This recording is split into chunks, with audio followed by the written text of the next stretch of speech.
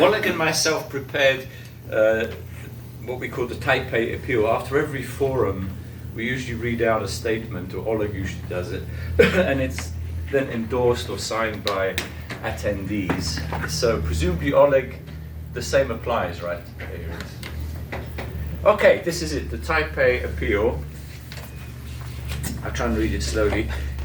The alliance of the two last colonial empires, the dictatorship of the Russian Federation and the People's Republic of China, as well as their totalitarian allies, North Korea and Iran, and their satellites, in particular the regimes of Assad, Maduro, and Lukashenko, is the greatest threat to global peace and international law. Through various forms of aggression and militarism, they challenge the global system based on national independence, political pluralism, and free alliances. There is no more time to waste in order to prevent a descent towards a potential Third World War, and possibly the first nuclear war launched by the Imperial Authoritarian Alliance. They must be stopped through decisive, proactive actions by the anti-imperialist and pro-independence majority of states. Deterring the alliance of authoritarian military regimes requires their comprehensive isolation, in particular in the geopolitical, diplomatic, trade, economic, scientific, cultural, and technological spheres, and therefore the maximum cooperation of the free states of East, Central, Southeast Asia, Europe, North America, Arctic, and Pacific regions. With this appeal, we affirm the following 5 points. Number one, the Russian Federation and the People's Republic of China, both in quotation marks, must undergo complete decolonization. Number two, all the territories of the states that are currently occupied in accordance with the borders recognized by international law by Moscow and Beijing must be deoccupied, from Japan's Karafuto and Northern Territories to Ukraine's Crimea and Donetsk, or Donbass.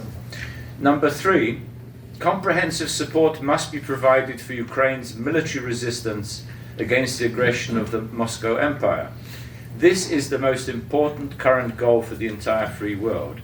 The victory of the Ukrainian nation, society, and army will be the most effective safeguard against attempts to spark new threats of war by the alliance of dictatorships against NATO states and against independent Asian states. Number four, it is imperative to build a closer Trans-Pacific alliance that can better coordinate the defense of all Asian countries from Muscovite Russian and Communist China's imperialism.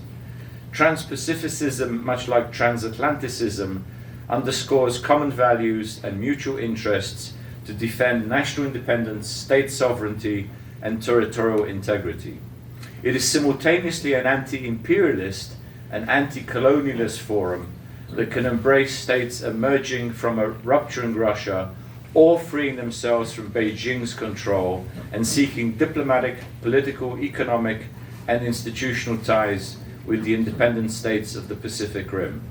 And lastly, point five, to intensify effective actions, closer coordination between free and captive nations is critically important, as well as the institutionalization of systemic work, including the creation of target programs, foundations, media, and organizations for implementing projects in the geopolitical, diplomatic, cultural, informational, and other spheres. Taipei, September the 18th, 2024. Free Nations PostRussia Forum. That's it. Thank you. Very good.